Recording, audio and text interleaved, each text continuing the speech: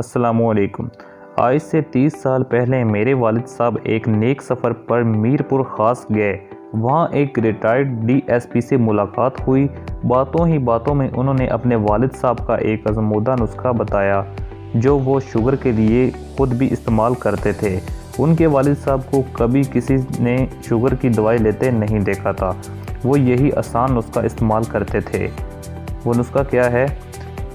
بھوسا یعنی پنجابی میں جسے ہم توڑی کہتے ہیں، جو بھینس اور گائے وغیرہ کو بطور چارہ کھلایا جاتا ہے۔